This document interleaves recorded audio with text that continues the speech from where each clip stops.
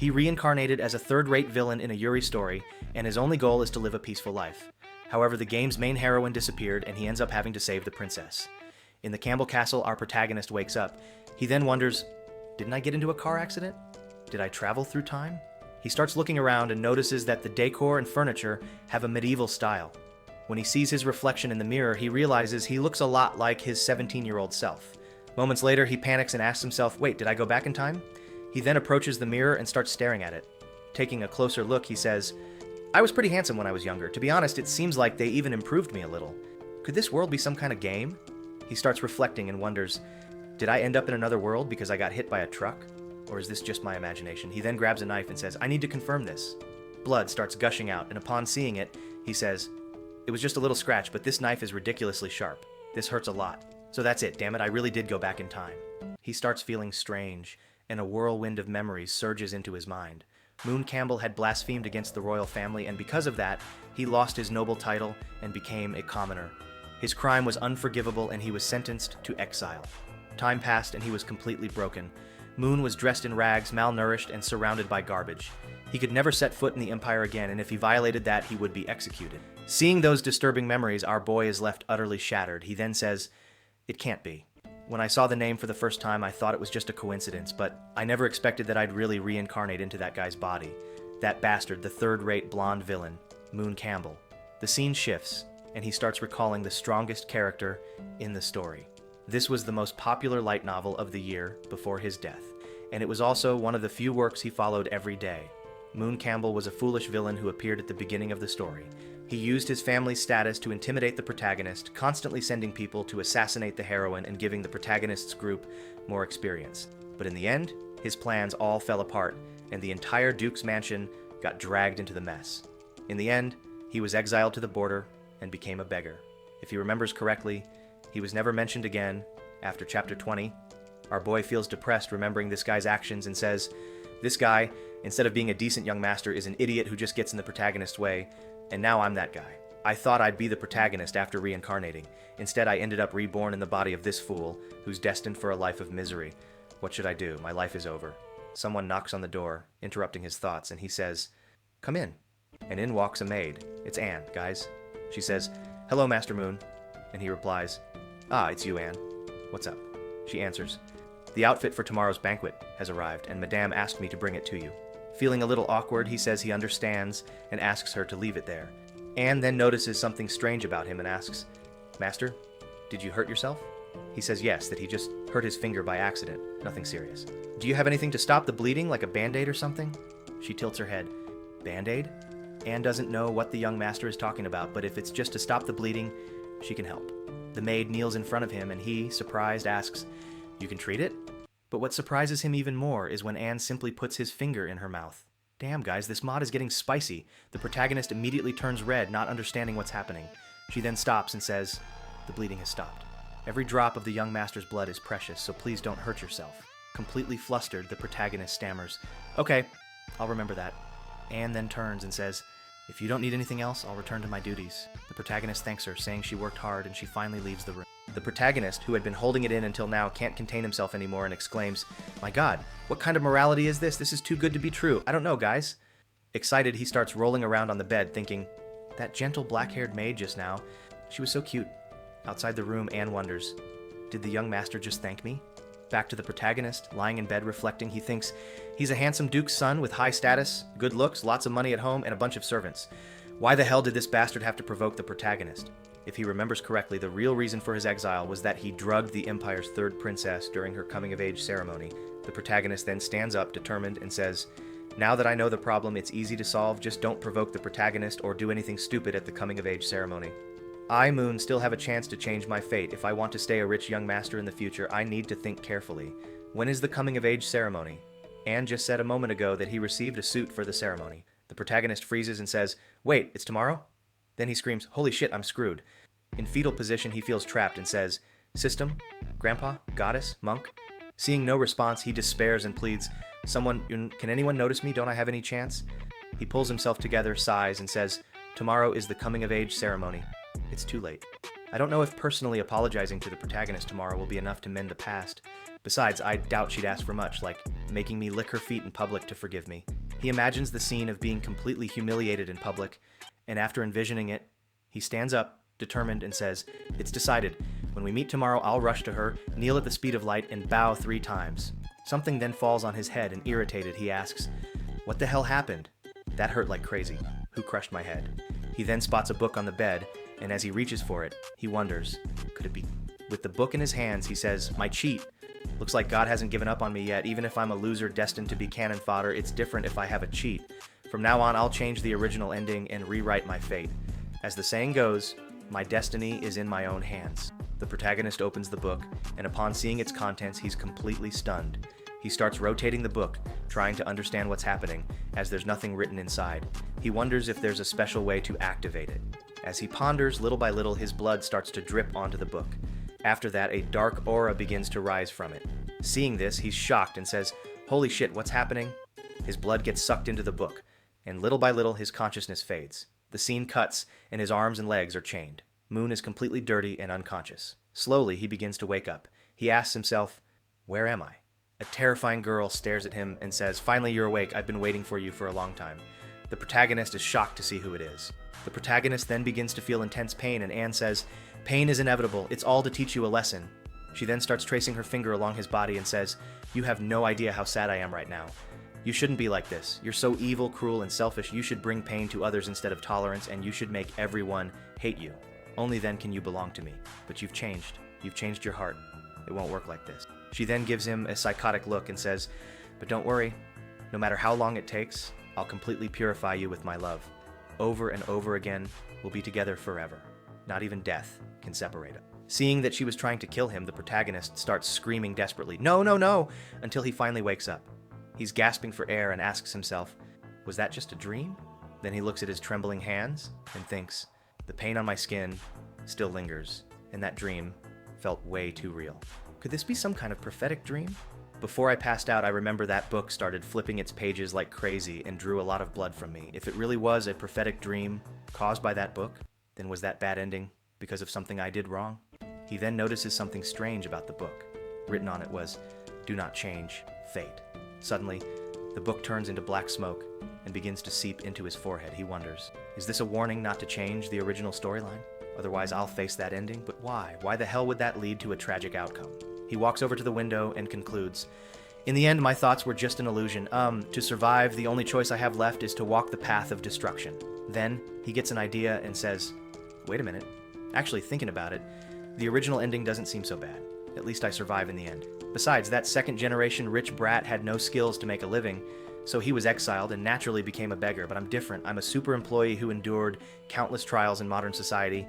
Anyway, the plot doesn't say what Moon Campbell becomes at the end, so after being exiled, I could simply start over in another country with the wisdom of modern people. Plus, there's nothing special about being a noble. It's just a privileged class gained by exploiting workers. As a true proletarian, I can still have a good life in this world with my own hands and knowledge. The scene cuts, and he's munching on a big steak. He thinks, damn, I've never eaten such a delicious steak and wine in my past life. This damn privileged class really... Smelling the food, he thinks, what a wonderful smell. His mother, noticing something's off, asks, what's wrong? And why does little Moon seem so happy today? His father laughs and says he must be excited for tomorrow's coming-of-age banquet, as it's one of the most important banquets of his life. Our boy, who isn't dumb, tries to play along and replies, "Yes, Dad, Mom, I'm looking forward to it." His mother, excited, says, "My little Moon has grown so much, I really don't want to let him go. Surely my son will be the center of attention at tomorrow's banquet. How many noble ladies will fall for him?" The Duke laughs and says that's not possible because our little Moon already has a fiancé. Besides, if Princess Silesia shows up and gets jealous, it'll be hard to explain. The Duchess then gets upset and says she doesn't like Princess Silesia because she's too cold and not cute at all. She isn't worthy of their little Moon. His father replies, "Don't say that.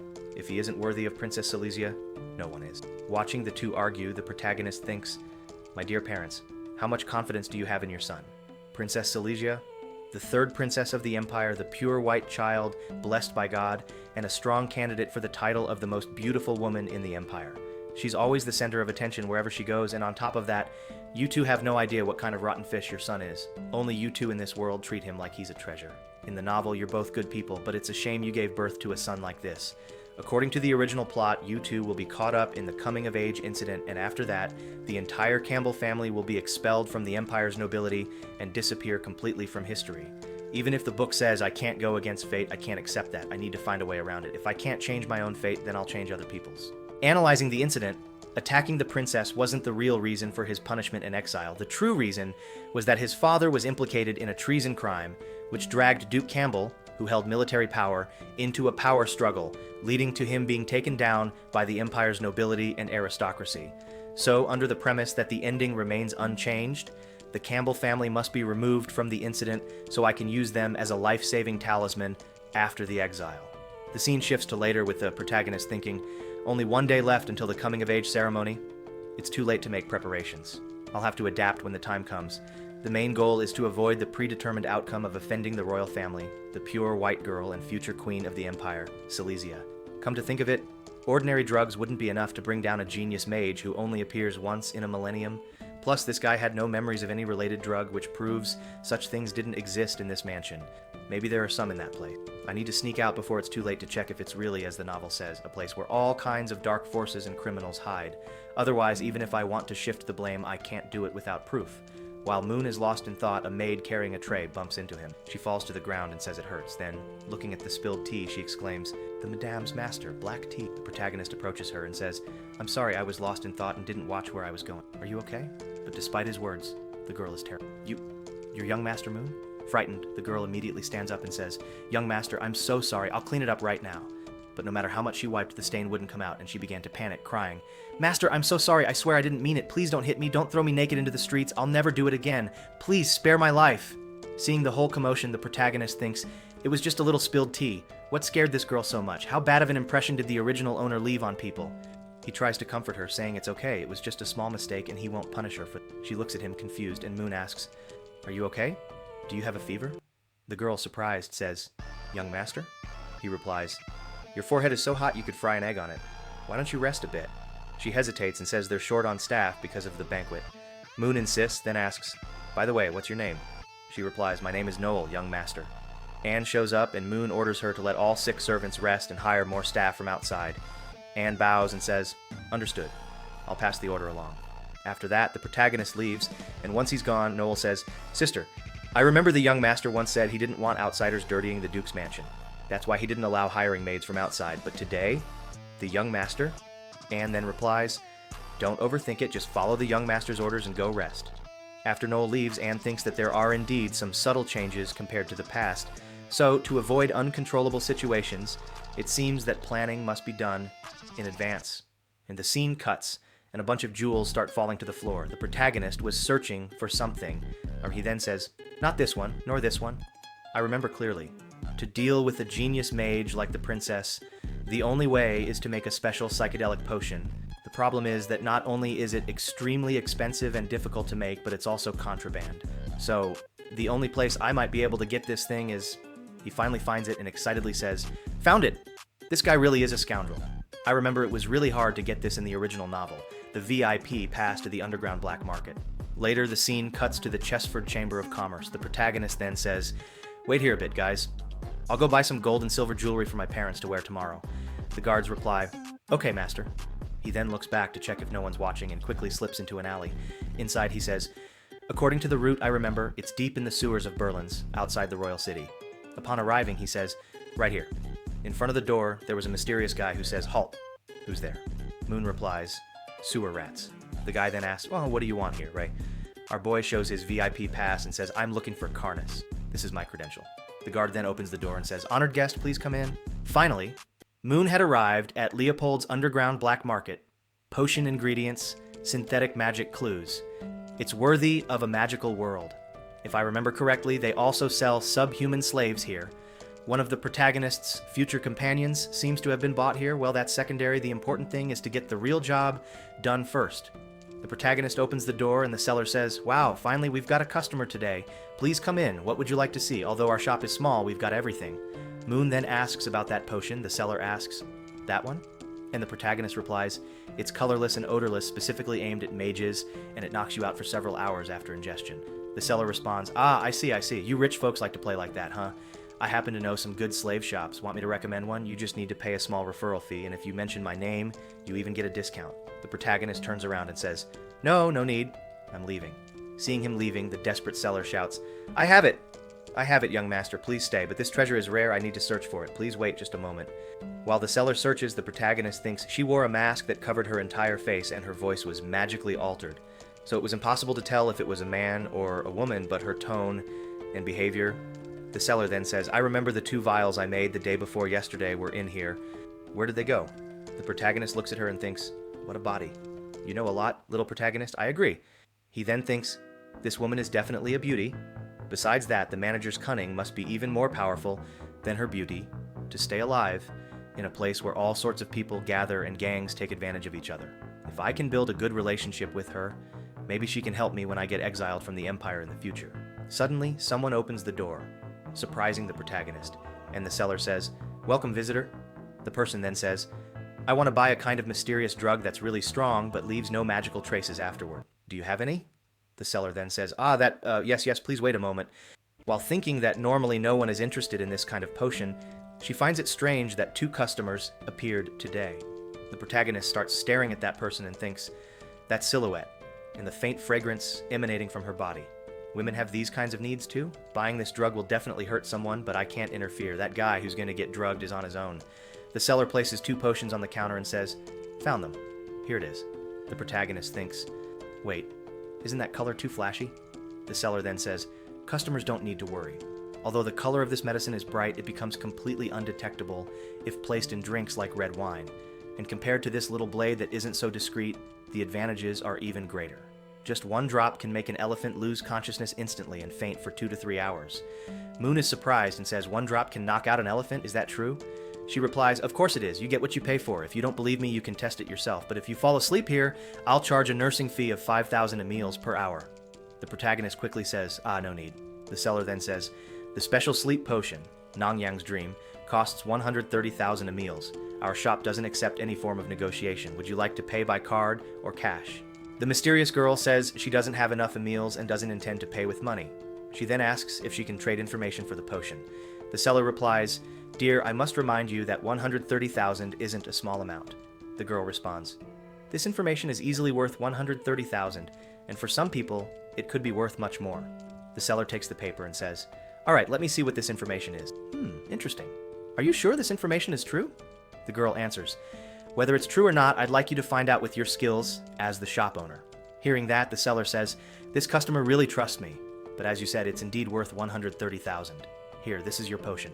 The girl takes the potion, thanks her, and leaves. The seller then turns to Moon and asks, And you, young master? He extends his hand and says, Here, swipe my card. She then places another bottle on the table and says, Young master, please take a crystal card, and this bottle is a small gift for you. He then asks, A small gift? What's this bottle for? She explains, This is the bottle I use. The experience will be much better if you use it with the red bottle. The protagonist replies, Thanks, manager. By the way, that information the girl mentioned? She quickly gets excited and says, Wow, master, are you also interested in that information? Considering we're old acquaintances, I'll sell it to you for this price.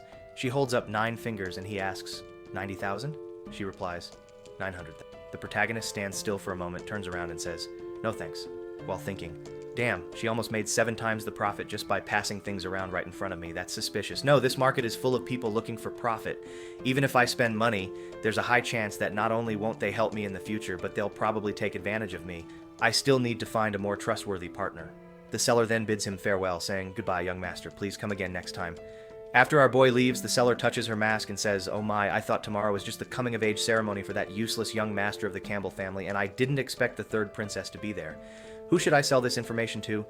Remember that the 2nd prince never liked his exceptional sister, plus there's Duke Raymond, who's always been in conflict with Grand Duke Campbell. What an interesting thing. Why not sell it to both sides, killing 2 birds with 1 stone? I really am a bad girl. Man, she's a stunner, huh? If you want the next part, leave lots of likes and comments down below.